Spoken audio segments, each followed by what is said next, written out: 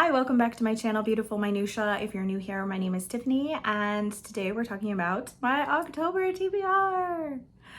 As you have probably already realized, one of my favorite events of the entire reading year on BookTube is Victober, which is focused entirely on Victorian literature, which is one of my favorite subgenres of classic literature, and we read Victorian literature during the month of October. So I will link the hosts of Victober down below so that way you can go ahead and check them out because they're amazing and they have a whole bunch of prompts that you can guide your reading around if you would like to.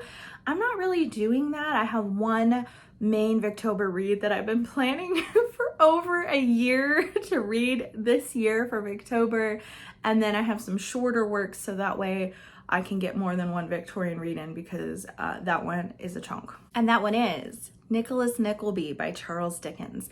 This is one of the few remaining Dickens that I have not yet read, and after I read this one, I think I will have 3 or 4 Dickens left that I haven't read. So I'm cooking my way along through. Usually what I end up doing every year is I read one new Dickens and I reread a Dickens. So this is my brand new Dickens for this year. I am reading this with my dear friend Dia from Novel Idea, who sent this to me a while back. She sent it to me for Christmas, I think not last year, but the year before, and I had already chosen and filmed my classics TBR for last year, and A Tale of Two Cities was on that one. So I've been waiting for a really long time to read this one, and I'm so excited to read it with her as this is her favorite Dickens, so it will be a reread for her. And then we're also reading it with Kelly from Kelly Reads a Lot, who I think has not read this either yet, I think. And so I'm really excited to be able to read it with her as well. I don't really know anything about the plot.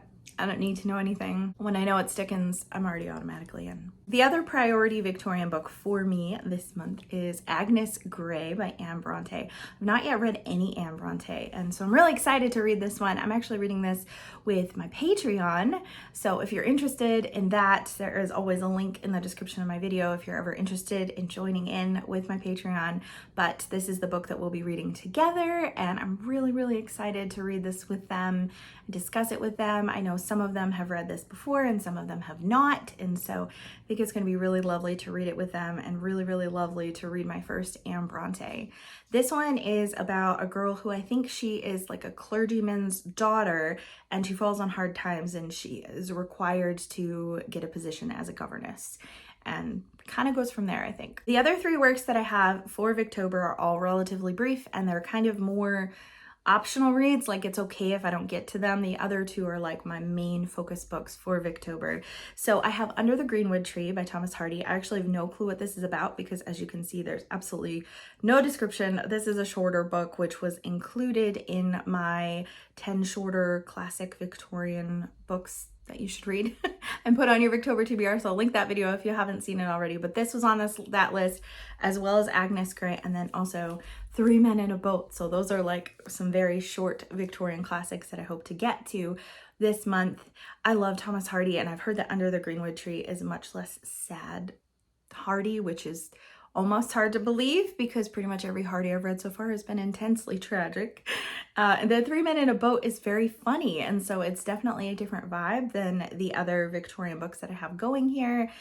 I'm pretty sure it's about 3 men and a dog who go on a journey in a boat, and I've heard really wonderful things about that one. The last Victorian book I have, well, it's not a book, actually it's a play, and every single year so far for the past several Victobers I have read something by Oscar Wilde, and so it feels like it's not Victober unless I'm reading something by him. So I have The Importance of Being Earnest. This has other plays in there as well, but I've never seen a movie or a play of The Importance of Being Earnest. I've never seen it performed.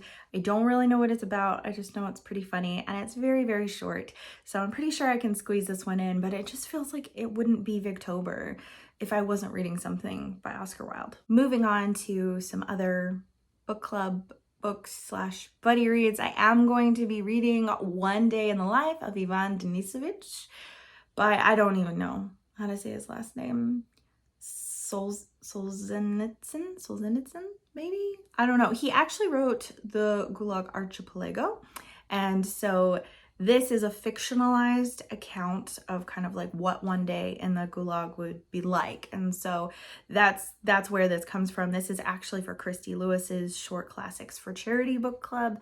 This has been on my shelf for quite a while and I've been really interested to read it. So thank you, Christy. This is the push I need to read this book. I am also reading China Cry by Nora Lamb, and I am reading this with my older sister. I'm really excited to read this with her. This is a non-fictional account of a woman, Nora Lamb, who lived in China and the persecution that she endured there when she became a Christian. And so I remember seeing the movie of this as a older child and also reading the book, but I haven't read it, I don't think, since I was a teenager. And I don't think my older sister has read it for probably decades also. So we're really excited to read this together. I just found it at a thrift store very recently and she's like, let's read it together. So we're going to do that. I don't have a physical copy of this one yet. I'm waiting for my library hold to come in, but I'm also going to be reading Dawn Shard by Brandon Sanderson with my friend Whitney Drew. We're reading our way through the Stormlight Archives, and Dawn Shard is a novella that takes place in between Oathbringer and Rhythm of War. So we will be reading this short little work during October and then hopefully diving into Rhythm of War in November. I will also be continuing my ongoing buddy read of Attack on Titan with my friend Christy Lewis from Dostoevsky in Space.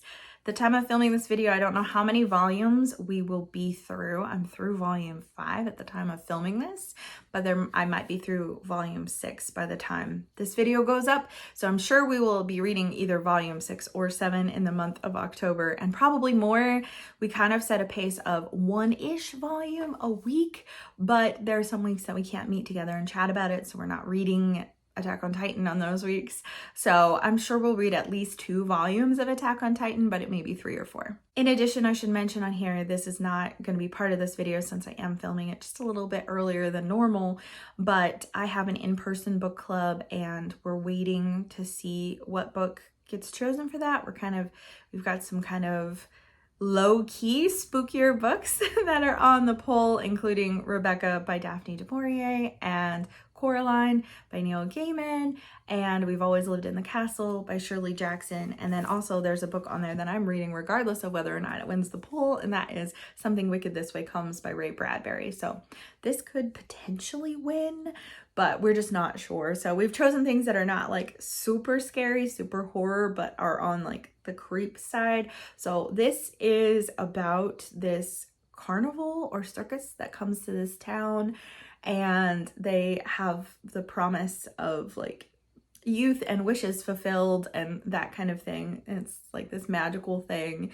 And these 2 little boys kind of discover the seedy underbelly of what is going on there. And I'm super excited to read this because I've absolutely adored the couple of Ray Bradbury short stories that I have read. So I know I really jive with his writing really well and he just sucks me in, but I've never read any full-length book by him. And I'm pretty sure this is not very long. Yes, it's under 300 pages, so it's not a long book for sure, but I'm really interested to see how I feel about his books overall. This is not sci-fi, and the short stories that I've read by him are, so I don't know if that is going to taint my enjoyment one way or the other, but I really love his writing. The last couple of books I have on here are for my Reader Rid project, which I have been doing horrifically at. In case you were wondering, you've probably noticed that every month I have some on my TBR, and when was the last time I told you what I thought was one of them?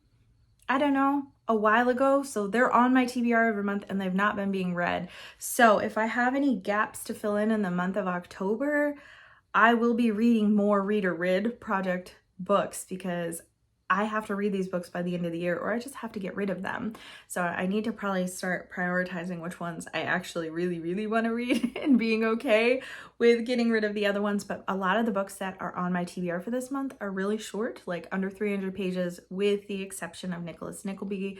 So I feel like it won't be too hard if I want to try to fit a couple extra ones in there. I'll link my Reader Rid TBR if you want to look at that and see what I have on there, but I have 2 for this month that's my goal, is to read 2 per month, and I have been using the Buzzwordathon Challenge by Books and Lala and the Read Your Bookshelf Challenge by Chantel Reads All Day to help me choose books off of that to read for each month. So the prompt for the Buzzwordathon is magic words. So for that one, I chose Enchanted Air by Margarita Engel. So this is a Newbery Honor, and it's a free verse novel, very short. And I think it's about a young girl who moves from Cuba, I think. Yes. And then she moves to LA. And so it's kind of the two cultures colliding of those two things. And so really interested in this one. It does say on here it's a memoir. So I guess it's not a fictional work, which is what I thought it was. So it is actually a nonfiction as well. So that's interesting. So then for the Read Your Bookshelf Challenge, each prompt builds off of the previous month's prompts. Last month's prompt was to use a word from page 50 of the book that you read the month before. And the word that I chose was rising. And the book that I chose for that was The Tiger Rising, which I actually ended up reading in middle grade March. So that kind of got swapped around, but I was still fulfilling that prompt. And so it said the first letter in the author's last name has to be the first word of the title of the book for October. So the author's last name for The Tiger Rising was Kate DiCamillo. So the book that I chose was Dear Martin by Nick Stone. I've heard amazing things about this book, but it's just been sitting on my shelf for forever. So that's why I ended up on my Read or Read project. It's a pretty short one, about 200 pages, I think. And I'm pretty sure this is examining, you know, racism and that kind of stuff, and a boy's experience, I think, with kind of encountering Martin Luther King Jr. through reading his works and his speeches and those kinds of things. But I've heard that this is a really amazing book. It has some really great blurbs on the front from John Green and Jason Reynolds and Angie Thomas.